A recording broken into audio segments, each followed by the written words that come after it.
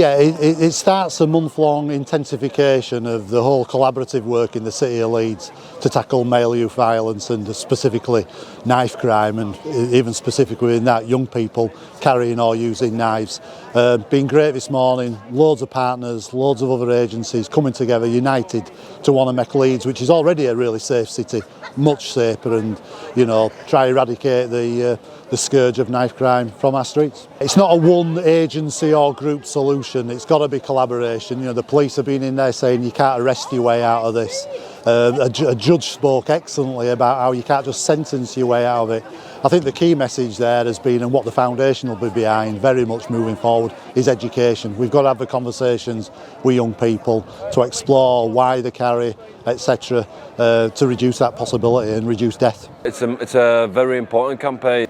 From the speakers in there, we found out that the crime rate, violence involving weapons has gone up, the numbers over the last few years, and it's a pretty big issue that we face at the moment. Young people using weapons on the street, and with some of them end up being fatal attacks, and it's really sad because every young person deserves a fair chance at living a good life, and to cut it short, it's tragic, and everyone here is collaborating to educate people and try to stop the crime rate on the streets, which is something that I want to be involved in. I want to play some sort of part in it, whether it's spreading awareness or getting involved in some of these conversations with the young people too. It's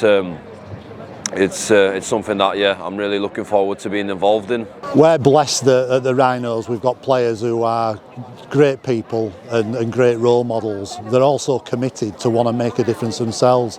Mikolaj himself is passionate behind this concept of trying to help young people. He's been a young person growing up in this city. He's made choices which have been very positive for himself, and we see the fruits of that now.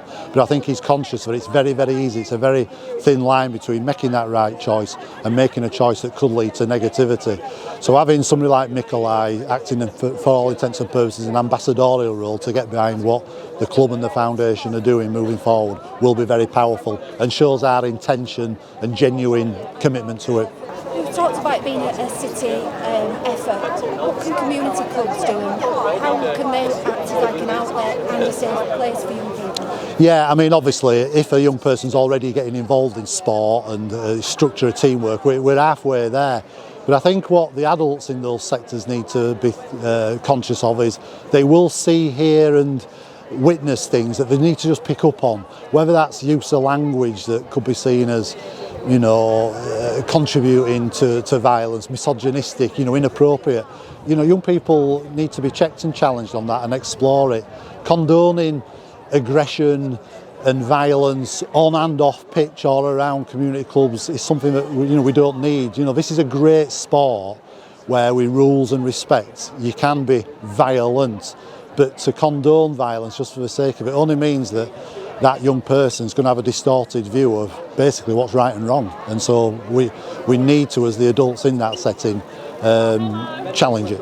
I think there were some great speakers there today, and they all highlighted different points, especially the fact that a lot of people, young people, might feel like they want to carry a weapon for protection because they're scared, not for the fact that they want to use it in a violent way. They're just scared, and they want to feel safer by carrying a weapon, which is the wrong idea of it. We want to change that, and by we I mean people involved today and people involved in this mission. We want to change that point of view, the narrative, and we want to educate and inform young people that that's not the approach that we want them to take. And as one of the speakers in there said, that around the 80% mark, it's more likely that you get stabbed by the knife you are carrying, like the weapon you are carrying yourself, which is a crazy statistic. But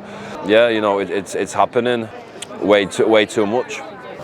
There's that key message that we must listen to the children themselves telling us why they feel the need to carry and be involved in that sort of thing. I think what's relatively newer nowadays is that I think young people, rightly so, if I don't, being honest, are wary of the opinions of adults and authority, because over the past few years we haven't done a brilliant job for them, so they're very sceptical of these young people.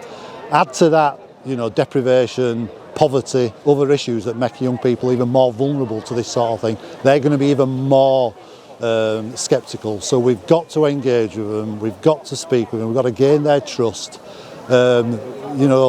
gain their respect to then explore, the rationale behind this and change it. The way we can get involved or, try to have an effect on younger people is maybe going into communities, having discussions with young people, try to kind of influence their decisions and, show them that there is way more to life, than certain things on the street, and, making the right decisions, the right choices can lead to, a great life that gives you more and more opportunities. By taking the right choices, more doors can be open. So yeah, that's kind of the impact we're trying to have as Leeds Rhinos. Get involved with the communities where there are loads of young people and promote the right decisions and show them that the right decisions create more opportunities in a very good way.